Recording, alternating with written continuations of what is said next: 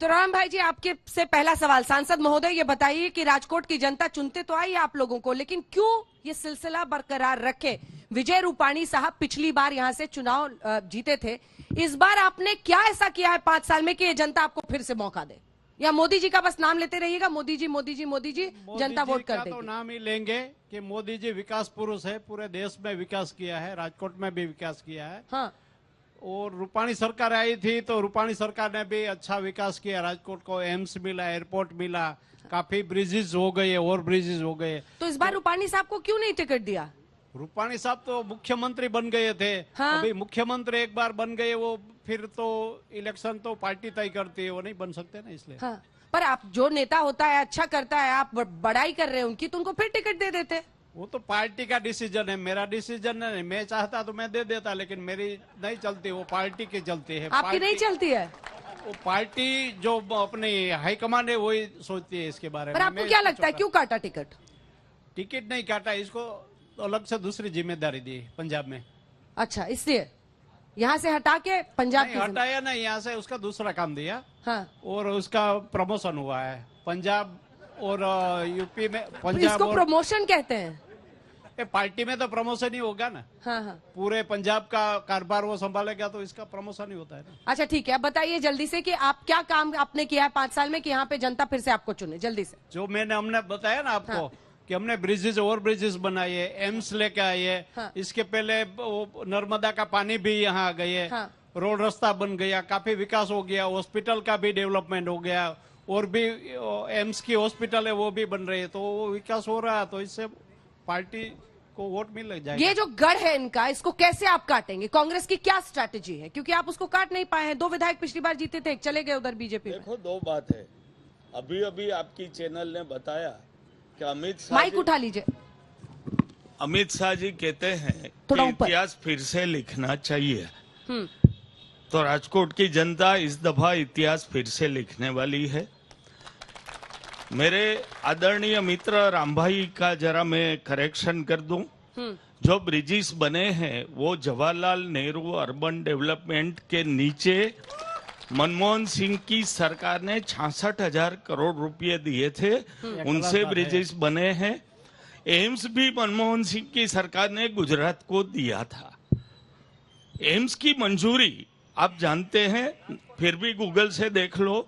AIIMS का मंजूरी भी जो था वो मनमोहन सिंह जी की सरकार ने गुजरात के लिए एम्स का कौन से साल में? 2012 में। पब्लिक भी जानती है, आप नहीं जानते हो? नहीं, वो पब्लिक भी जानती है। पूछ रहे हैं। अरे गलत बात और है। कहाँ पे एम्स डालना, वडोदरा डालना, राजकोट डालना, अहमदाबाद डालना, वहां से वो राजकोट लाए। विकास कुछ हुआ ही नहीं। मेरा तो उनसे सीधा प्रश्न है, आप भी गूगल में सर्च करो, 27 साल में नई गवर्नमेंट 27 स्कूल कहां बनी वो लिस्ट मुझे दे। प्राइवेटाइजेशन का मैं बात नहीं करता हूं। कितनी गवर्नमेंट कॉलेज आपने बनाई? साल में एक लेके 27 कॉलेज बनी, यूनिवर्सिटी बनी, नई हॉस्पिटल सरकारी कहां बनी 27 साल में? वो आप मुझे बताइए, तो हम माने विकास हुआ है। गुजरात में नई हॉस्पिटल भी बनी है, नई यूनिवर्सिटी भी बनी, पहले 2-3 यूनिवर्सिटी थी।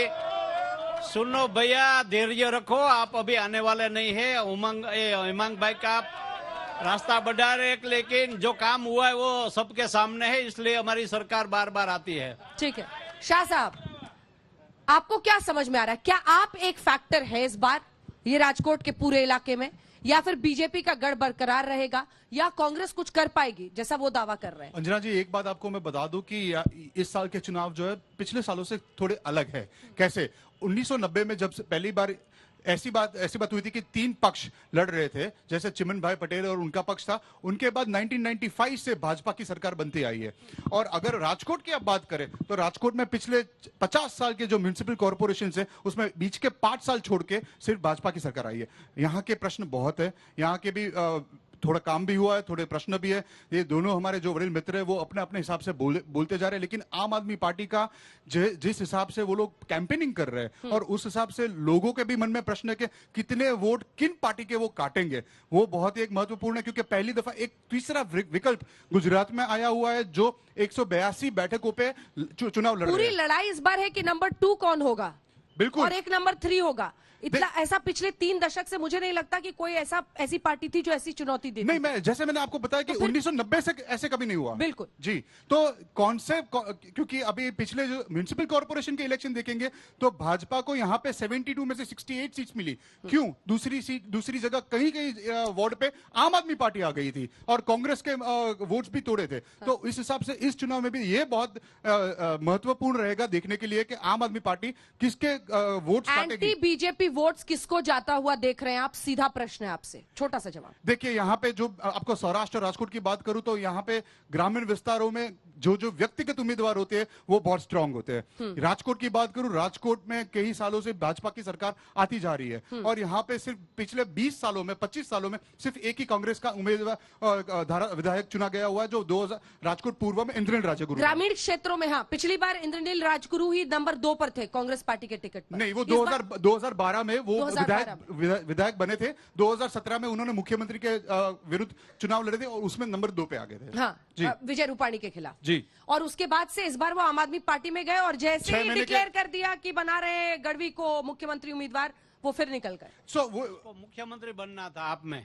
हाँ, आप में मुख्यमंत्री बनना था, नहीं बिलाया उसने आपको। आप में मुख्यमंत्री बनने का चेहरा चाहते थे, काफी कुछ पैसा खर्च किया आप में, लेकिन आप वाले ने इसको अंगूठा बता दिया कि आपकी हैसियत वही है, तो वो नहीं बन पाए।